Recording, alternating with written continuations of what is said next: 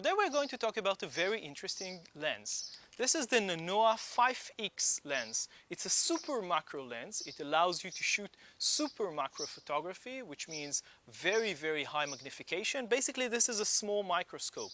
It can go up to 5X magnification, between 4X and 5X. It can't be used for shooting regular subjects or even regular macro photography, just super macro photography. So think about it as a small microscope where you're going to put something very, very close to the front element of the lens and shoot it very, very closely. We are going to show a few images in a few minutes where you can see some of the things that you can shoot with it and the very high magnification rate that you can achieve using this lens. Now this lens is specifically designed for either Sony E-mount or Micro Four Third mounts. We are using it right now on the Sony a6000. We use it on the Sony NEX7 previously, and all the images that we are going to show you came from the Sony NEX7. The lens itself has an aperture that changes between f11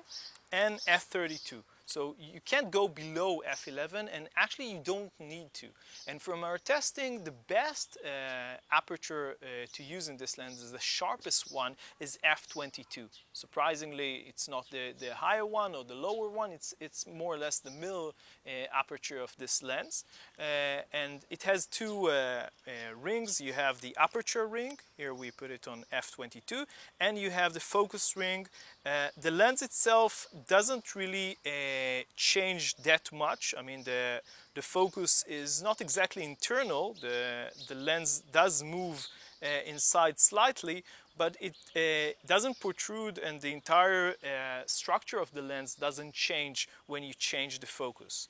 Like the Sony MP65, for example, which extends quite considerably. This is another super macro lens, and maybe one of the only super macro lens on the market. There aren't so many.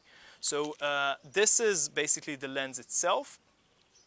It's built by metal, and it has something which is very interesting. The entire front part of the lens is made from plastic. This part over here, and it includes, it can be removed. It's not very convenient to remove it, but it can be removed, and it includes a small connection. We can use it right here to connect a USB. And when you connect a USB, you have 3 LED lights here, which lights your subject. Now this is very important because when you're shooting subject which is very, very close to the front element of the lens itself casts a shadow on this object. So even if you're outside, and it's very hard to shoot with this lens outside because even the slightest wind changes your subject when you're shooting. If you're shooting, for example, an insect on a flower outside, in most cases it will simply move too much when you're shooting. So it's very important to have these lights. You can still use external lights as well or instead, but we very much recommend using this at least as one of the lights that you're going to use. So this is a very nice trick, and it's the only lens on the market that we know of that uses built-in LED lights. So it's a nice addition. So what we're going to show you right now on the screen are some images that we have shot with this lens, and again with the NEX7 previously.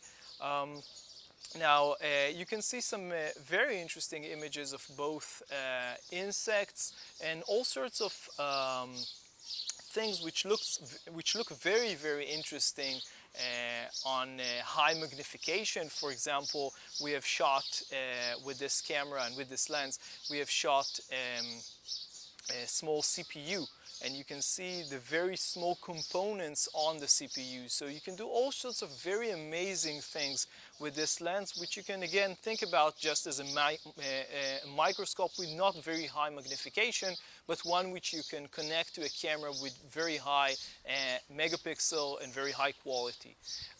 So it's a really interesting, so basically it's a really interesting lens. You can do all sorts of stuff with it, but you have to keep in mind that super macro photography is not a very easy thing to do.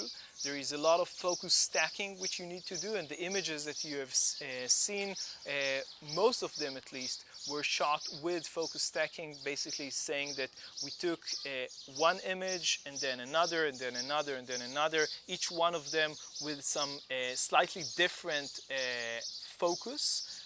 And then combine them all together. We use Photoshop, you can use other software to do the same. And you need the subject to be very stationary. So if you're shooting insects, for example, it's going to be fairly hard to keep the insect stationary at the same position, because otherwise your image will be blurred and you won't be able to combine the images using Photoshop or any other software.